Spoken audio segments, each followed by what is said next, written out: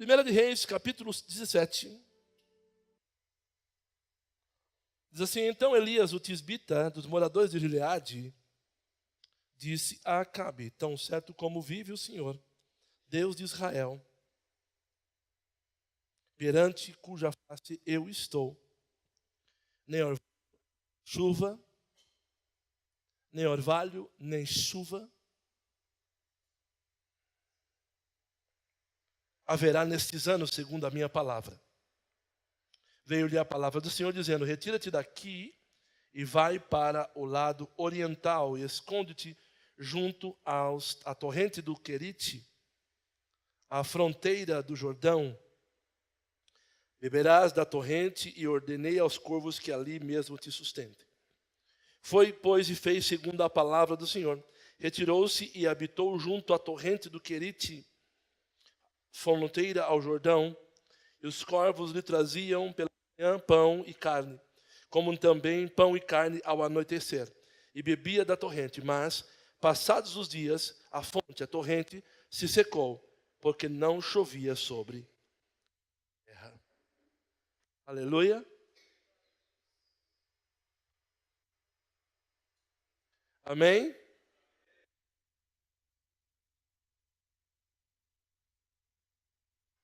O que estava acontecendo em Israel era uma tremenda crise nacional. Quando nós estudamos o texto, vemos que Israel estava passando por uma terrível crise nacional. Crise onde Deus havia perdido o lugar de Deus de Israel. E Baal havia se tornado o Deus deles. Veja, o que eles faziam? Eles, todas as madrugadas, os sacerdotes de Baal, eles pegavam pão e colocavam pão e água ao lado da estátua de Baal, para que quando as pessoas levantassem pela manhã e vissem ao pé da estátua pão e água, e eles declaravam: Baal nos deu de comer. A grande questão é que houve uma crise em Israel, e essa crise fez com que as pessoas parassem de olhar para Deus. O que temos visto em nosso país é esta crise institucionalizada, né? É CPI, é Lava Jato, é tantas coisas acontecendo em nosso país, e o que não deixa de existir é indignação nas pessoas. Mas indignação sem ação não serve para nada. Não adianta você ficar indignado dentro da sua casa. Não adianta você ficar indignado e escrever nas mídias sociais. Não vai resolver. Você somente será mais uma gota num oceano de indignados. É necessário atitude. E a atitude foi o que Elias tomou. Elias cansou de ficar vendo aqueles homens dizerem que Baal era responsável pela chuva que caía, que Baal era responsável pelo pão que eles comiam, que Baal era responsável, ou seja, eles haviam trocado a adoração e a gratidão a Deus por Baal. Então Elias lança um desafio, e Elias declara que não vai chover. Ele se levanta e diz, indignado, que não vai chover. Veja que Israel, depois de dividido pelo filho de Salomão, Roboão perdeu o reino, ficou Judá e Israel. Israel teve 19 reis e 8 dinastias. E nenhum deles andou com Deus. E Acabe era o pior de todos eles. Acabe foi o cara que destruiu Israel de uma vez por todas. E nesse tempo de crise, Deus um homem chamado Elias, o tisbita. Quem era o tisbita? Era o caipira, homem. Tisbita quer dizer que ele era um camarada da roça. Não era ninguém. Não vinha de escola de profeta. Não era profeta. Não foi treinado como profeta. Simplesmente Deus o levantou como profeta. Porque ele se indignou. Ele se indignou com o que estava acontecendo. Elias foi levantado, um homem desconhecido, de um lugar desconhecido, para levar uma mensagem a um rei corrupto. A mensagem de Elias era urgente. A mensagem de Elias era poderosa. A mensagem de Elias era contundente. Ele disse: não vai chover por 3 anos e meio, segundo a minha palavra.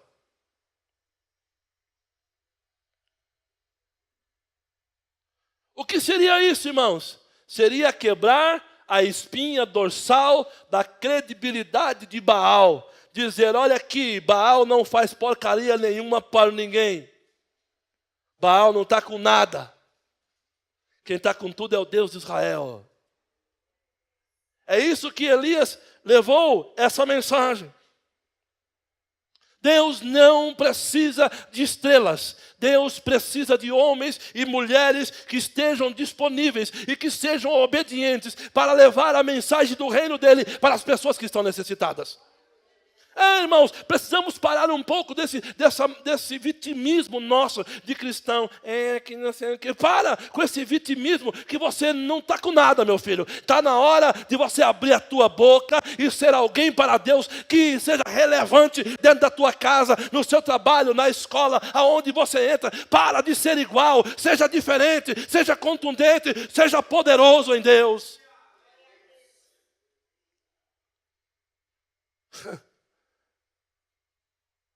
A mensagem de Elias foi um golpe ao orgulho de Acabe e de Jezabel. Ele vem de um lugar obscuro, lá do meio da roça, não era ninguém, não participou de nenhuma escola de profeta, não participou de nada, simplesmente ele apareceu. Se você lesse no texto, Elias de repente aparece no capítulo 17 de 1 Reis, ele aparece, ele surge do nada. Para fazer algo relevante. Mas você pensa que Elias, a Bíblia não diz aqui, mas o livro de Tiago, no texto aqui não diz, mas se não me engano, Tiago fala que Elias orou incessantemente. Se eu não estou enganado. Imagine que ele estava lá na sua roça, não é? Ele era caipira. Estava lá cultivando seus quiabinhos, os seus giló, suas mandioca. Aí Deus aparece para ele e fala: Elias, está na hora de você ir lá falar com Acabe. Como que é, Deus? Você... Irmãos, eu estou conjecturando, tá? Por favor. Não vai sair dizendo que o apóstolo falou que Deus conversou com Elias. Não, irmão, pelo amor. Mas imagina que Deus aparece para Elias como apareceu para Moisés no meio da sarça, não é? Deus aparece para Moisés no meio da sarça: Moisés, eu tenho uma mensagem relevante para você levar. Qual a mensagem, Senhor? Você vai dizer para o faraó para deixar meu povo ir. Eu já preguei isso aqui. Mas, Senhor, como é que eu vou dizer? Como é que eu vou chegar lá no faraó? Vou dizer o quê? Diga que o eu sou te enviou. Eu sou, Já falei isso aqui. Deus não deu um nome para não limitar o poder dele a um nome. Diga que o eu sou. Deus não queria ser limitado a um nome. Imagina que Deus aparece para Elias: Elias, eu quero que você vá lá e fale para Acabe que acabou a festa dele. Acabou para o Acabe. O Acabe. Diga que não vai chover. Porque Elias era da roça. E Deus fala para ele: não vai chover. Você vai lá e diz para o rei que não vai chover. E pronto, acabou. Agora surge a autoridade profética de Elias. Quem ora tem a autoridade de chegar em um lugar e dizer, olha aqui, eu estou falando que isso aqui a partir de agora vai ser diferente. Acho que você não entendeu. Nós falávamos sobre isso, né, Léo? Quem tem vida com Deus, quem ora, tem a autoridade de chegar em algum lugar e dizer, ó aqui, a partir de hoje, não vai ser assim não. Eu estou falando, porque Deus está na minha vida. Como que é, apóstolo? Ou você acha que as coisas acontecem nas nossas vidas? Quando eu oro por um enfermo, você acha que eu tenho poder para curar alguém? Eu não tenho poder nenhum, quem tem poder é Deus, irmão. Eu simplesmente faço a minha parte de profeta, de chegar e dizer e falar, e Deus vai realizar. Por quê? Tem que chegar com autoridade, é isso que Deus quer que você chegue e fale. Aqui, para de falar besteira, para de pisar em mim, para de me humilhar, para disso, porque Deus é na minha vida, se você não parar, Deus vai te matar. Eita. Isso funcionou comigo um dia. Estava numa igreja, elas pastoreavam uma igreja em Guaianazes. E um cara foi lá para me matar, o Wilzinho. Foi lá, porque ele achou que eu estava tendo negócio com a mulher dele. A minha esposa grávida de 8 meses, varão. O cara foi lá na igreja, no culto de sexta-feira. Apareceu na porta com 38 na cinta. E eu lá pregando, de repente o cara aparece e mostra a coronha do revólver para mim. Fala, ei pastor, hoje eu vim aqui para te matar. As pernas fez, meu Deus. Irmãos. Está pensando o quê? As pernas tremeu na hora. Aí Deus falou assim, e agora? Eu falei, e Deus, e agora? Deus falou, é com você. Como que é, Senhor? É com você. O que você falar, eu vou fazer. Falou aqui, rapaz, você veio aqui para me matar? Ele falou, a igreja é cheia. Eu falei, pois antes de você sacar essa arma da sua cintura, meu Deus mata você. Vamos, saca a arma da cintura, rapaz, se você tem coragem. E eu tremendo, Jesus, tem misericórdia, tem misericórdia, tem misericórdia, tem misericórdia. Senhor, oh glória, tomara que Ele tenha amor. Vamos, rapaz, você não veio quer me matar? Então me mata. Ele ficou olhando para mim e eu olhando para ele. Ele começou a chorar. Ele falou, eu não tenho coragem. Eu falei, ufa, louvado seja o teu nome, Senhor. O que eu estou falando para você é que Elias chegou desafiando o profeta. E às vezes nós temos que dar uma de louco, irmão. Ele chegou desafiando o rei, desculpa. Você tem que dar uma de louco de vez em quando. Se você crê, se você ora, se você jejua, de vez em quando você tem que dar uma de louco. E Deus vai honrar a sua loucura. É isso que eu estou falando.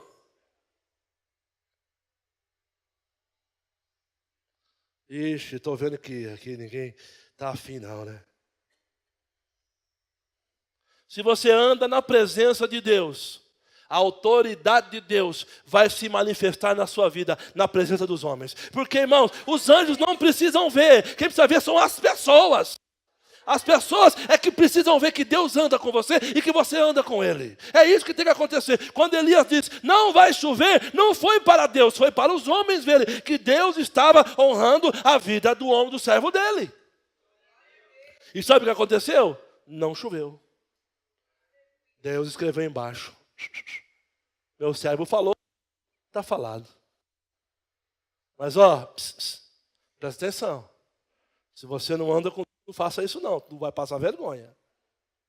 Só faça isso se você anda com Deus.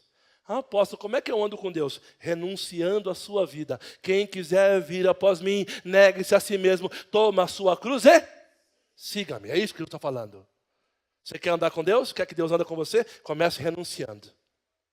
Comece declarando que você precisa de Deus desesperadamente na sua vida. Comece renunciando o pecado, abandonando o pecado, dizendo que o pecado não tem mais poder na sua vida, porque você não está mais você está debaixo da graça, não debaixo da lei. O pecado não terá mais domínio sobre a sua vida. Então, Deus vai começar a usar a tua boca. Deus vai começar a usar a sua vida.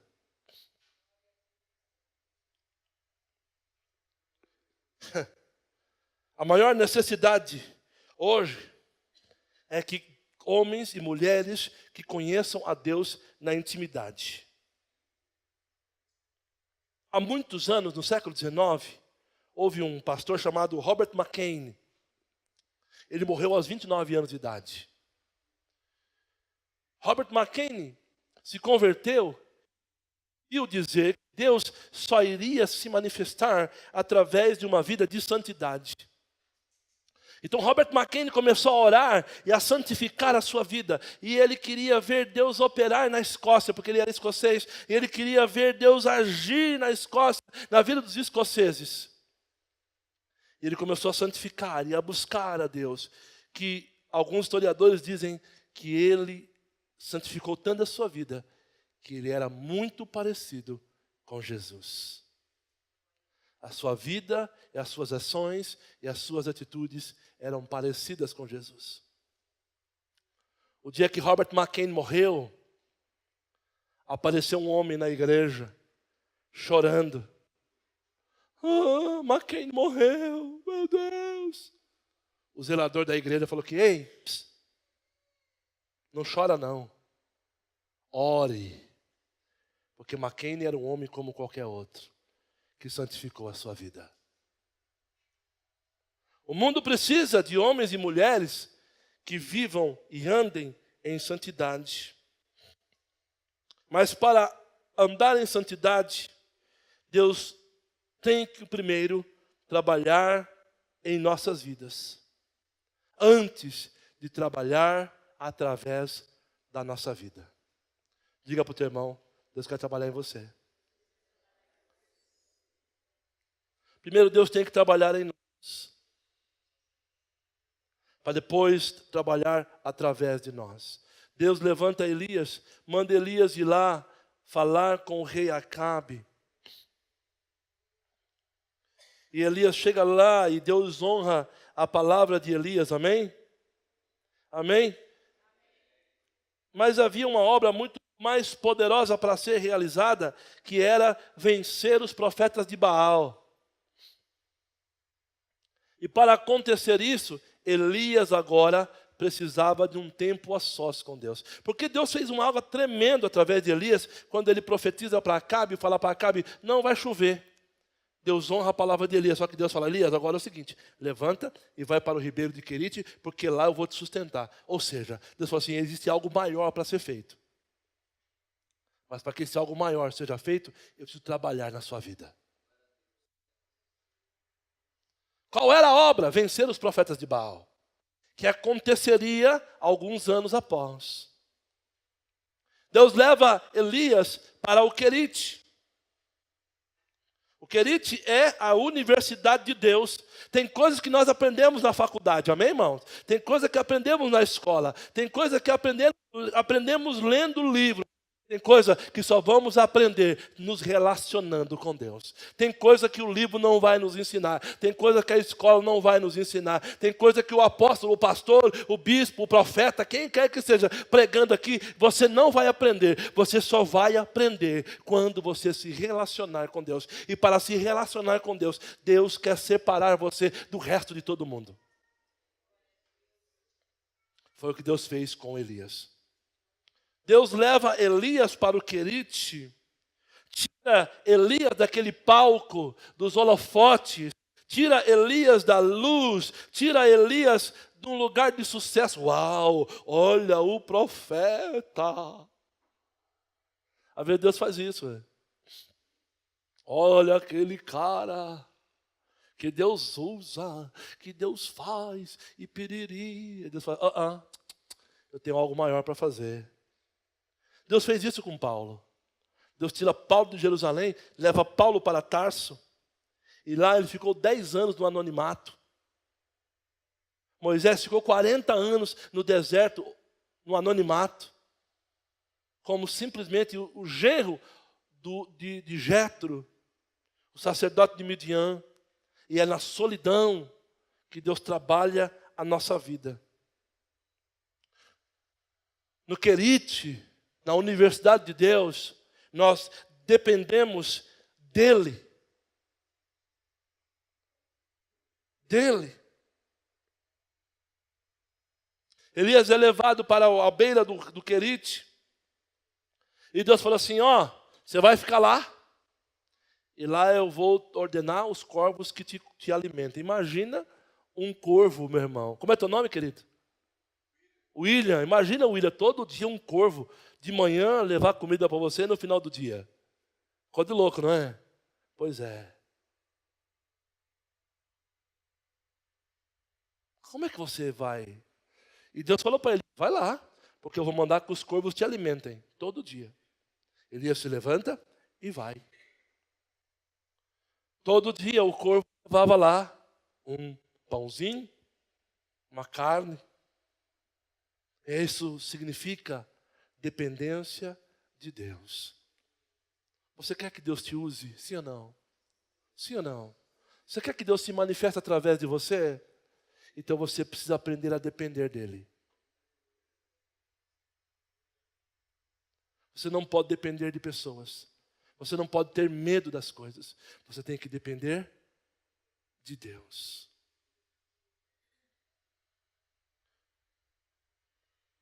Elias devia confiar totalmente em Deus para seu sustento. Ele vivia entre o natural e o sobrenatural. Não dependia de uma mesa farta, mas sim da provisão de Deus. Imagine o que Acabe poderia fazer com Elias. Poderia destruir Elias. Em que sentido? Elias, profeta, eu quero agora que você se assente na minha mesa.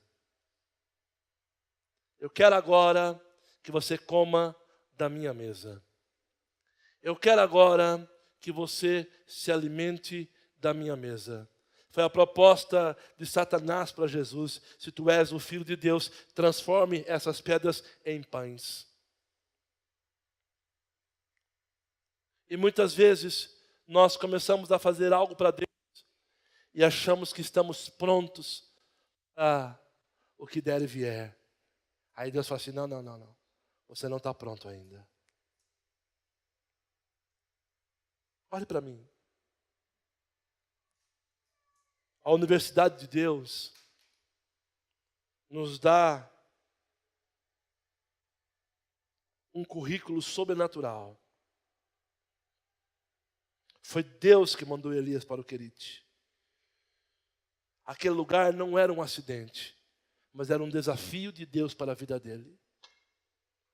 Depender de Deus não é um acidente. Depender da palavra de Deus e do mover de Deus e do que Deus disser não é um acidente.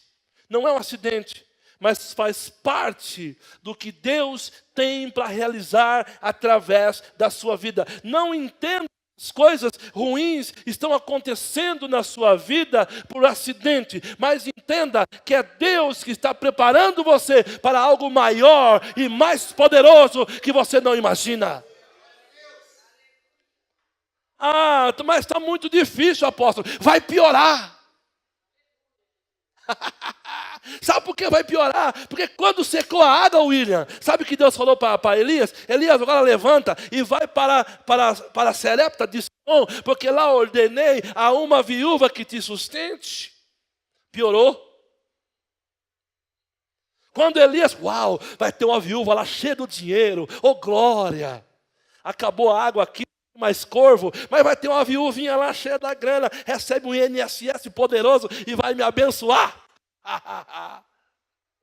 Quando ele chega lá, a viúva tinha só um pouquinho de farinha e um cavaco de madeira, e Elias fala assim, ei, faz um pão, faz um bolo para mim aí. A mulher assim, como vou fazer um bolo? Se eu só tenho um pouquinho de farinha, vou fazer um bolo para mim e para o meu filho, então nós comeremos e então morreremos. Ele fala, faz um bolo para mim. A autoridade profética de novo. E escute, quando coisas começarem a piorar, use a autoridade profética de Deus na sua vida. Não permita que as circunstâncias atrapalhem o propósito. Deus está levantando você para um propósito e as circunstâncias vão tentar parar você. Mas se você tiver voz profética, você vai dizer, não.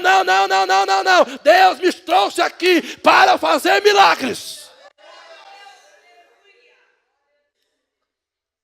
Piorou.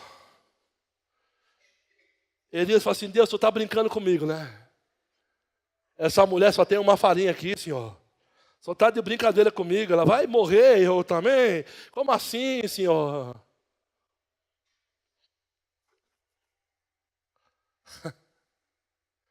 Mas Deus fala assim, é assim mesmo. É assim mesmo.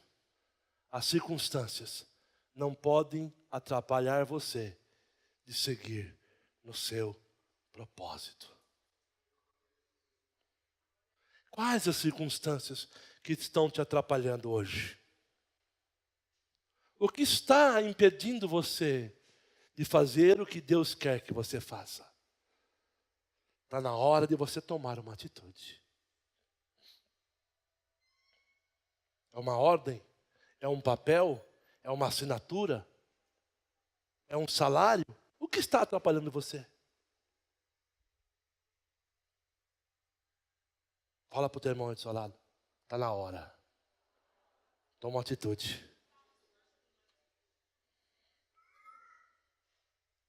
Deus está no controle.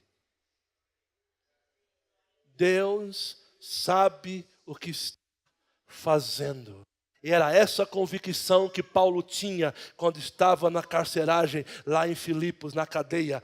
Paulo tinha convicção. Embora Deus havia mandado, ele tinha tomado uma surra, ele tinha convicção. Imagino que Silas falava assim: Paulo, ó, tá doendo, hein?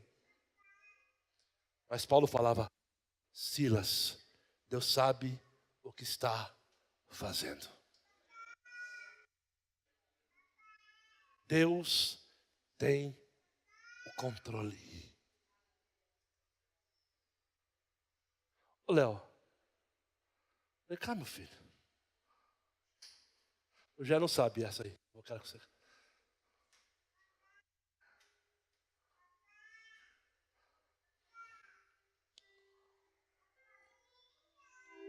Deus tem um controle ou não? Fala para o teu irmão, aponta para ele e fala assim: Deus está no controle.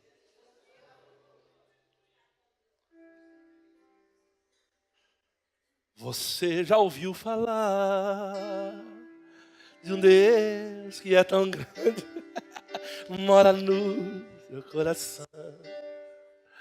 Seu braço é forte na escuridão. Seus olhos iluminam minha vida. Você já ouviu falar de um Deus que seus mistérios nunca desvendou? Por isso que eu sirvo este meu Senhor.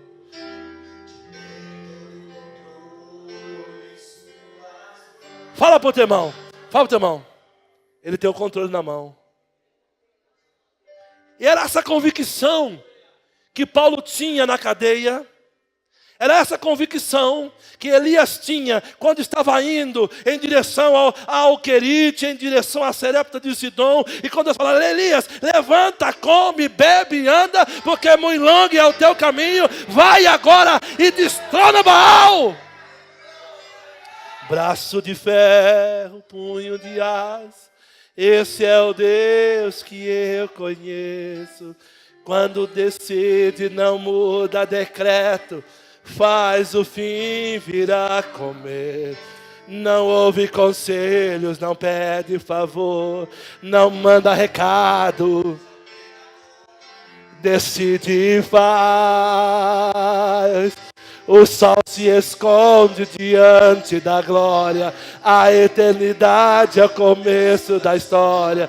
E todo o universo é pequeno demais. É só um arquivo da sua memória. Adore em pé, pule, chore e grite. Irmão, acredite, esse Deus existe. Escute. Quando os recursos secarem, Deus tem uma saída. O rio Querite, o ribeiro secou. E Deus falou assim: agora levanta e vai para outro canto. Elias levanta e vai para outro lugar, casa da viúva. Quando os recursos da viúva terminaram, Deus falou assim: agora levanta e volta para Israel. Elias, apresenta-te a Israel. Ei, Elias, apresenta-te a Israel. Está na hora. Elias volta para Israel e desafia os profetas de Baal. Ei, pode chamar todos os profetas aqui e nós vamos clamar juntos. E o Deus que responder com fogo, este é Deus. O Deus que responder com fogo é Deus de verdade. Então os 400 profetas de Baal e os 450 profetas de Acera começaram a clamar e a chorar e a se cortar e a buscar e nada. Mas Elias, que tinha ido para o Querite, para o deserto, para a casa da viúva de Serepta, tinha uma palavra. Sabe o que Elias faz? Já terminaram? Agora é minha vez. Agora sou eu. Só que quando você se levantar, você não vai fazer de qualquer jeito. Diz o texto: viu Elias então que o altar de Israel estava caído e quebrado. A Bíblia diz que então Elias restaura o altar de Israel que estava caído. Ei, está na hora de começar a restaurar altar, porque Deus quer fazer cair fogo do céu sobre a sua vida. Ele passou pelo Querite, ele passou pela viúva, ele sofreu, ele padeceu 3 anos e meio de luta, de dificuldade, mas chegou a hora de ver o fogo descer, de ver a glória de Deus se manifestar. Ei, chegou a hora de Deus se manifestar na sua vida, chegou a hora de Deus operar na sua vida. Au!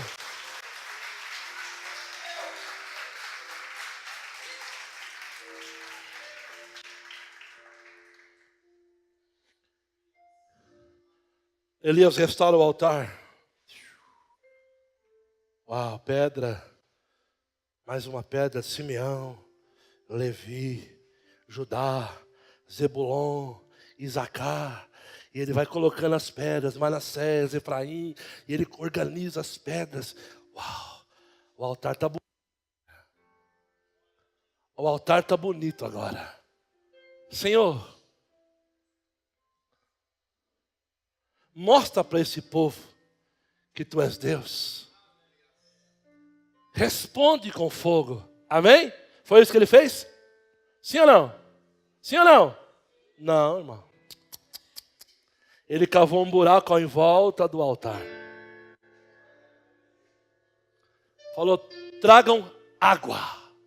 Ele mandou trazer o quê? Aonde ele arrumou água se havia seca? A água valia mais que ouro. Tragam água, 100 litros.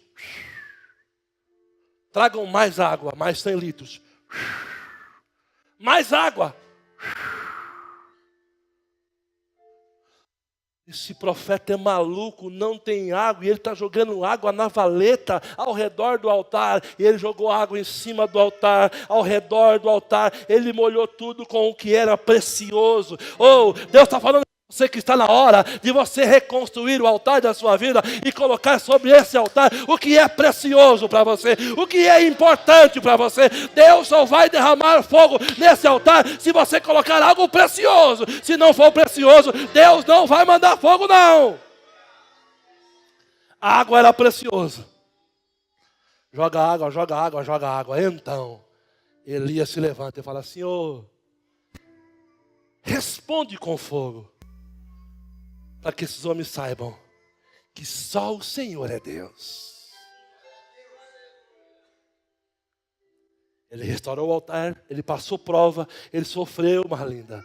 Ele passou prova, ele passou necessidade, ele passou fome, ele passou sede, ele foi desafiado. E ele, quando chega diante de Israel, oferece tudo o que tinha. Talvez ele passou na casa de todo mundo: pega um pouquinho de água aí cada um, e eu vou precisar que vocês me ajudem.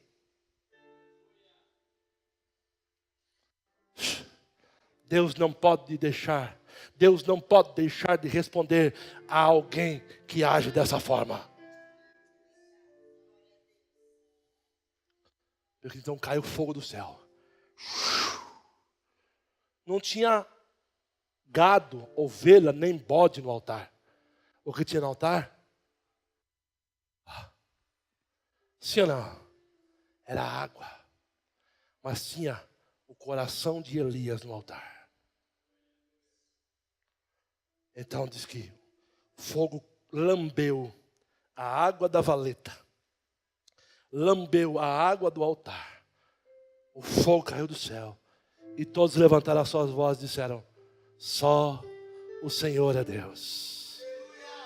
Só o Senhor é Deus. Só o Senhor é Deus. Só o Senhor é Deus. Só o Senhor é Deus. Só o Senhor é Deus. Só o Senhor é Deus. Só o Senhor é Deus. Só o Senhor é Deus. Só o Senhor é Deus. Só o Senhor é Deus. Só o Senhor é Deus.